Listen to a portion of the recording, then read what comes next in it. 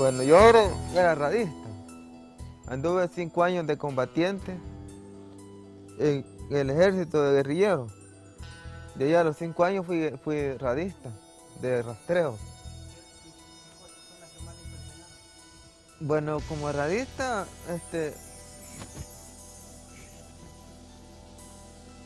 la sacada de mensajes era bonito, mensajes claveados, cifrados. ¿Qué era exactamente lo que hacía usted? Yo cifraba mensajes en la verruga para transmitir a los pelotones también. ¿Qué es eso de descifrar mensajes?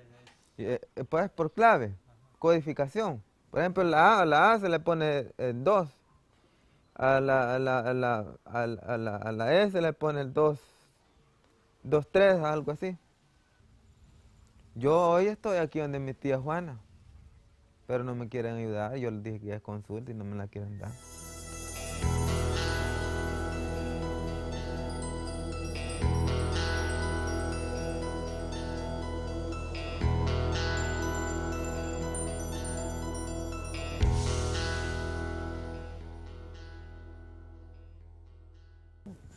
Aquí fue donde peleé yo con Judas, el Escuadrón y el Diablo.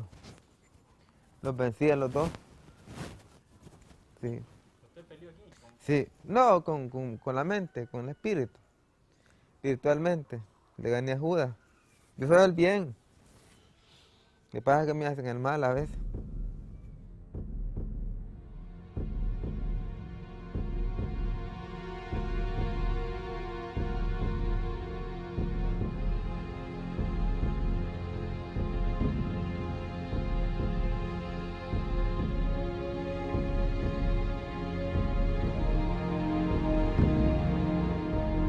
Hay distintas maneras de poder apreciar cómo la violencia de la guerra o la violencia política tiene un impacto en la psiquis de las personas. Y una de ellas es valorar, por ejemplo, los índices de lo que se denomina trastorno de estrés postraumático. Este es un problema de la salud mental que se viene registrando desde la Primera Guerra Mundial. Desde entonces hasta hoy, pasando por casi cualquier conflicto interno en cualquier parte del mundo, ha existido la oportunidad y el interés de efectuar mediciones sobre la frecuencia con la cual este fenómeno ocurre.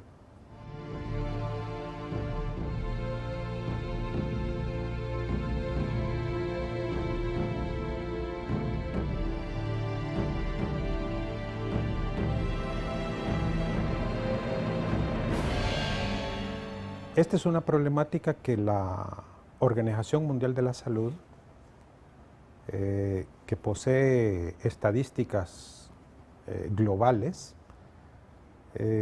ellos estiman que en cualquier sitio donde la violencia de la guerra irrumpa, puede esperarse que aproximadamente un 20% de las personas de una sociedad cualquiera se vean afectados por esta problemática de la salud mental. En 2010, una investigación realizada por el Departamento de Psicología de la UCA, la Universidad Autónoma de Madrid y la Asociación de Lisiados de Guerra de El Salvador, ALGES, hizo una aproximación al impacto del trauma psicosocial generado por la violencia intencional de la guerra en lisiados y lisiadas de los municipios de Chalatenango, La Paz, San Vicente, Morazán y San Salvador, revelando que el 53.6% de esta población padece del trastorno de estrés postraumático, TEPT, siendo las mujeres la población más afectada, con un 70% de los casos. No es que el ser mujer provoque la patología, ¿verdad?, sino que las condiciones sociales en las que se vive actualmente en el país, ser mujer, ¿verdad? Ser mujer hace que tengamos menos oportunidades económicas, menos oportunidades laborales, y todo esto hace que el estrés postraumático se incremente, ¿verdad? La discriminación, el haber participado en una guerra para las mujeres significaba ejercer roles no tradicionales, ¿verdad?, necesariamente. Sin embargo, cuando ya se incorporan a la vida normal después de una después de una guerra se esperaba que la mujer siguiera repitiendo el rol tradicional. Por ejemplo, en este estudio que recientemente se ha concluido con los lisiados de guerra, un 54% de casos posibles indica que en este grupo particular hay más del 100%, se supera el 100% de casos esperables, ¿verdad? Eso lo que indica es que la magnitud de las experiencias, la frecuencia con la cual estas experiencias ocurrieron, probablemente son inusuales. De alguna forma nos dice que el conflicto armado en el caso nuestro fue una situación excepcional.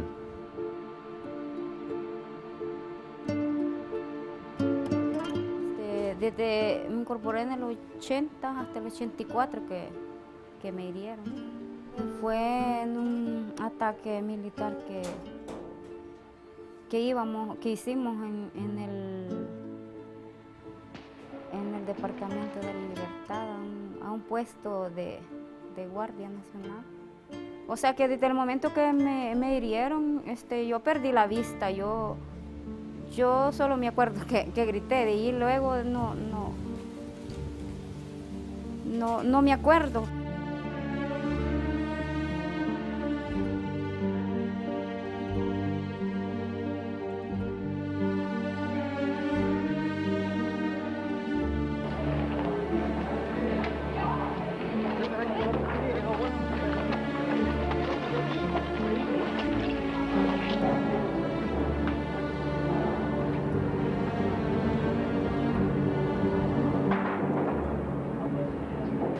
Lo que se ha visto que deja unas secuelas más graves en las personas es la violencia intencional, la violencia que se da entre unos y otros, ¿verdad? No un evento casual que ocurre, sino más bien lo que como seres humanos nos causamos unos con otros, el daño es lo que más afecta al nivel mental.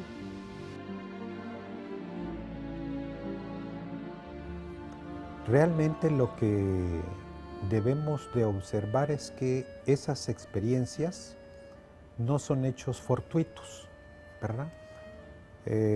Son sucesos provocados intencionalmente por el humano. Uno no pasa por un bombardeo que se constituye en un accidente, no es un terremoto que destruye una edificación y nos hace pasar por una situación difícil. Quiera sí o no, uno siente que no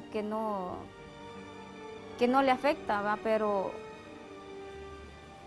creo que parte de eso ha de ser algo de trauma que le queda a uno, porque a veces uno siempre sueña que anda allá o que le pasa algo, que preocupaciones así. Entonces, en este caso, yo como es la vista, ¿va? Entonces yo sí siempre sueño que ando ahí, que no encuentro mi fusil, que no lo veo, no veo cuál es, entonces que todos me dejan, todo eso. Y entonces esa es una preocupación que tiene uno, aunque esté dormido. Lo que uno sufre es un miedo intenso a morir. En últimas, por eso es que tememos algo como eso. Lo que tememos cuando estamos en medio de un tiroteo, ¿verdad?, es finalmente el ser herido o el ser muertos, ¿verdad? Y por eso un evento como ese se convierte en una experiencia traumática para las personas. Pues el trastorno de estrés postraumático se relaciona con experiencias como estas. Y el trastorno en lo que consiste es en que una de estas experiencias tiene un particular impacto en su psiquis. Y esa experiencia se revive. Se revive estando despiertos, estando dormidos, en forma de pesadillas.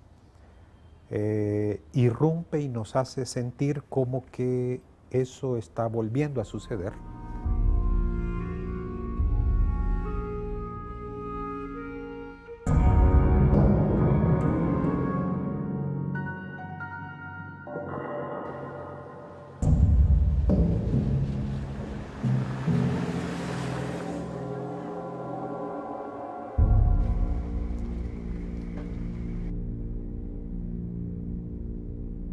Tengo 43 años. Yo me incorporé a la guerrilla del 14 años. De la de 14 años me incorporé el 25 de enero del 81. La razón fue porque en ese momento mataron a mi mamá, mataron a mis hermanos, a mis sobrinos y prácticamente quedé sola. Bueno, me cayeron unas esquirlas de mortero, me cayeron unas en la rodilla, otra aquí en la espalda y aquí en la mano. Para mí fue bien duro ese momento porque en primer lugar estaba bien cipota, tenía como 17 años quizás. El 25 de octubre del 85, cuando fue el canje de la hija de Duarte, salí para Cuba. Y luego que salí para Cuba ya todo lo teníamos. Teníamos comida, ropa, de todo, atención médica. Y luego venir aquí, que ya cada quien se desenvolvía como podía, pues.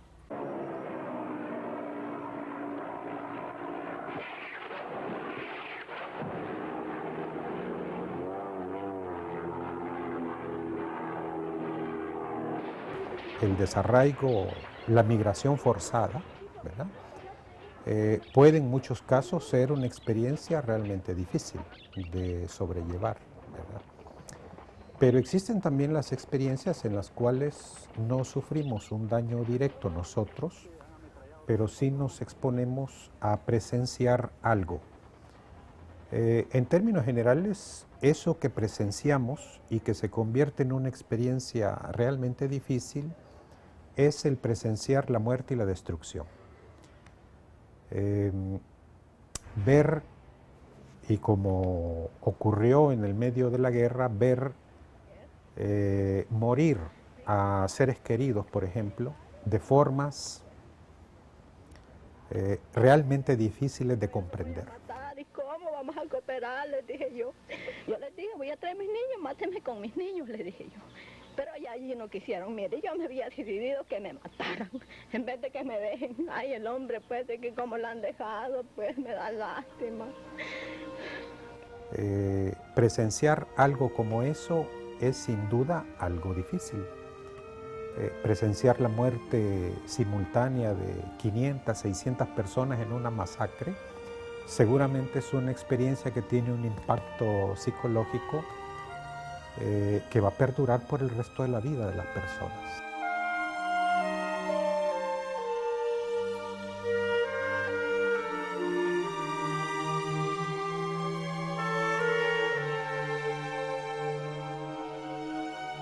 Esto hace realmente que mi problemática de la salud mental requiera de un reconocimiento de ese hecho. Del hecho de que yo pasé por esa situación por decisión de un humano, de un ser humano, de una persona, y que esa persona hizo algo que incluso es un delito. Y cuando, por ejemplo, una persona o 500 o 1000 personas pasan por una situación difícil, lo hacen porque alguien ha decidido que eso ocurra justamente de esa manera. Porque se ha pensado en el impacto o en el efecto que esa experiencia va a tener. Según el Departamento de Psicología de la UCA, durante la gestión del presidente Calderón Sol, una serie de instituciones educativas, universidades, ONGs, propusieron un programa de salud mental para ser asumido por el Ministerio de Salud Pública como parte de una política gubernamental. El doctor Eduardo Interiano, ministro de ese entonces, rechazó la propuesta.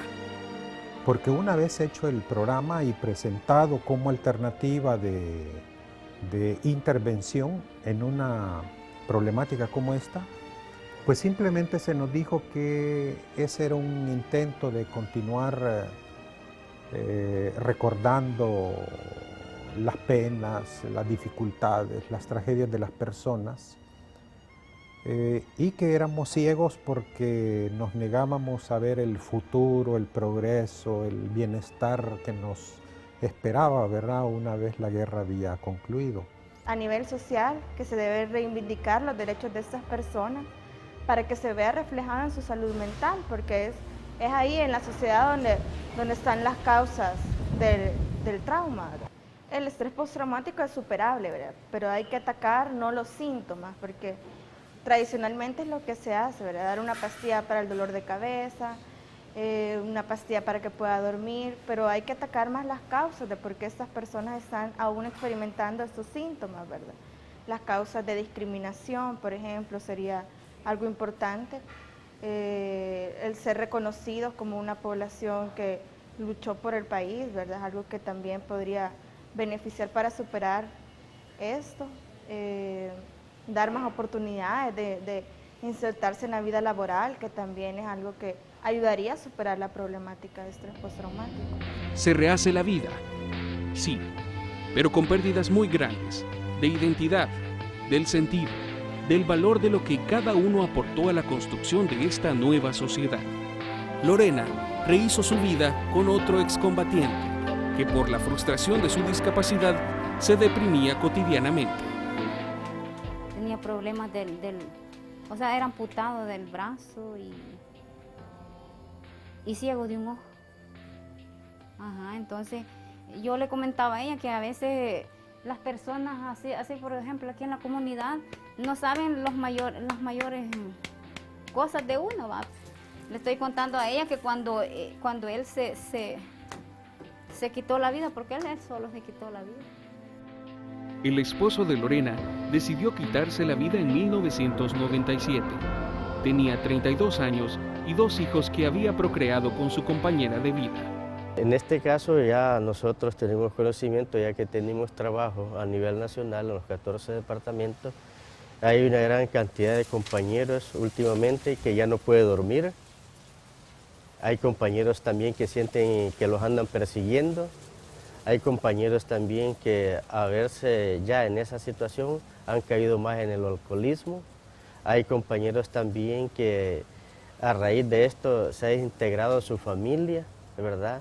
Entonces hay un montón de síntomas y uno de los que nos preocupa a nosotros particularmente es, hay compañeros también que al tener estas síntomas, ellos solo pueden refugiarse ya y como volver al pasado, irse a las montañas, ¿verdad? Entonces es una situación muy preocupante porque cuando una persona llega a tener este síntoma, también puede llegar a ser violento.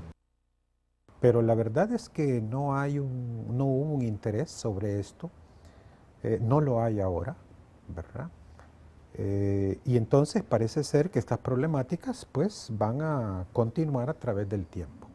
Dentro de la población lisiada de guerra se ha visto muy poco intervención, ¿verdad?, en esta área. No han tenido un apoyo ni siquiera del Estado, pues que es donde debería de surgir ese tipo de iniciativas.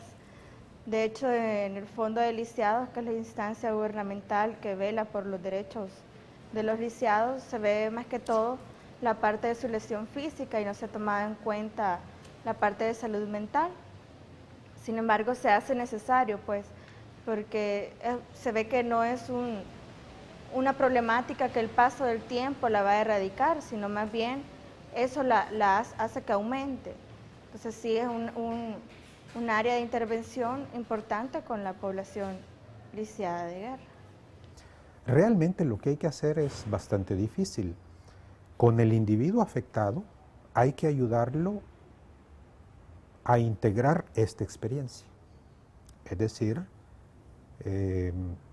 a que esté consciente de qué es exactamente lo que sucedió.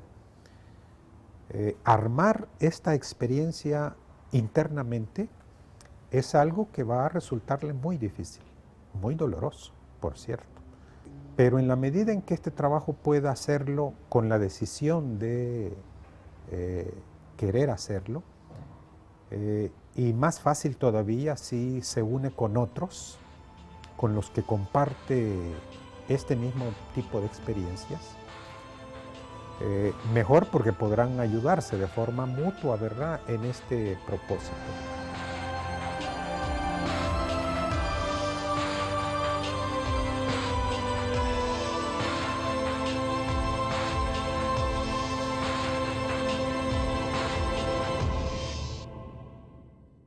Alcohólicos Anónimos puede ser un ejemplo muy bueno para ilustrar cómo la gente puede ser muy eficaz ayudando a otros con los cuales comparten una misma problemática.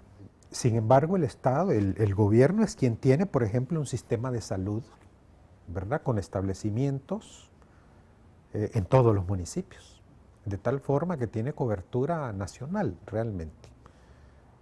Pensar que intervenciones pueden ser llevadas a cabo desde estos establecimientos es pensar realmente en la posibilidad de llegar a donde se necesita realmente intervenciones como estas, ¿verdad?